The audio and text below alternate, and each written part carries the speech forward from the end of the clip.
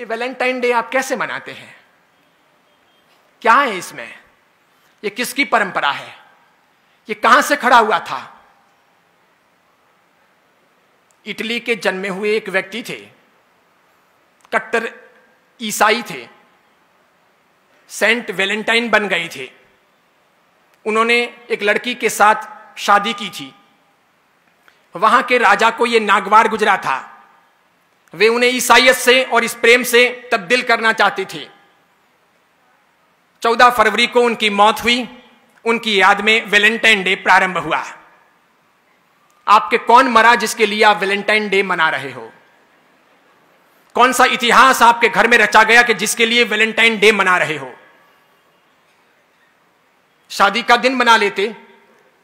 और पति और पत्नी का प्रेम तो सदैव होना चाहिए, प्रतिपल होना चाहिए।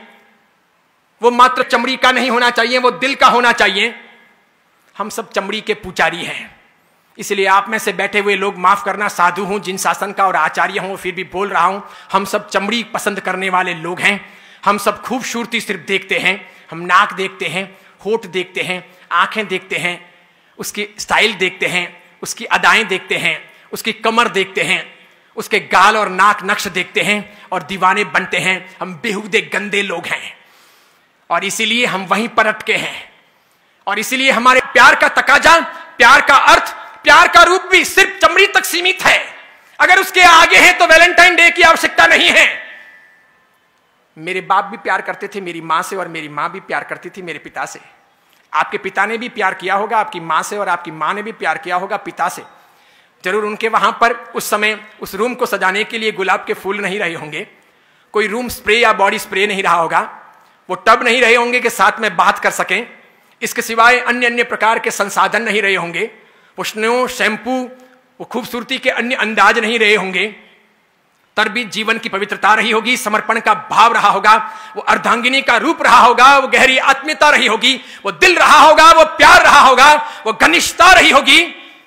मेरे ख्याल से हम में से अधिकांश के मां बाप ने अभी तक, मां ने बाप को नहीं छोड़ा और बाप ने मां को नहीं छोड़ा, न तलाक दिया न ऐतराज किया, न हमारी मां अपने बाप को छोड़कर पियर गई और न मेरे पिता ने कभी अपनी मां को घर जाने के लिए कहा। भले ही मेरे पिता जाड़े रहे होंगे या आपके किसी के पिता मोटे रहे होंगे, मां दुबली पतली रही होगी, तब भी ये जोड़ा कामयाब रहा होगा। भले पिता काले रहे होंगे, मां गोरी चिट्टी रही होगी, तब भी वो जोड़ा कामयाब रहा। भले मां लंबी रही होगी, पिता बिल्कुल ठिंगू रहे होंगे, ठिंगने रहे होंगे, तब भी वो जोड़ा कामयाब रहा। भले पिता अक्कल वाले रहे होंगे, मां अनपढ़ रही होगी, तब भी वो जोड़ा कामयाब रहा। आज तो हम इंच इंच देखते हैं, सेंटीमीटर सेंटीमीटर देखते हैं।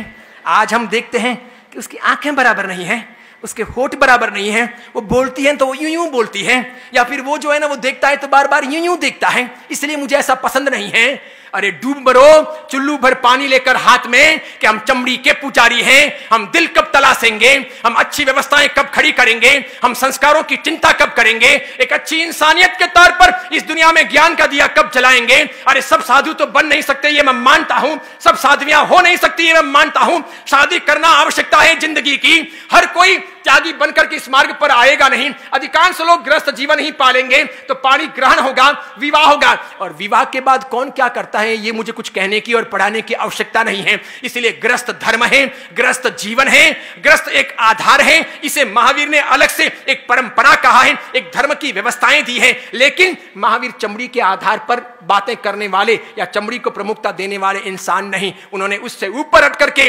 न्याय, नीति, प्रामाणिकता, पवित्रता, प्रेम, भाईचारा, लगाव, मैत्री, आत्मीयता, सबकी बातें की।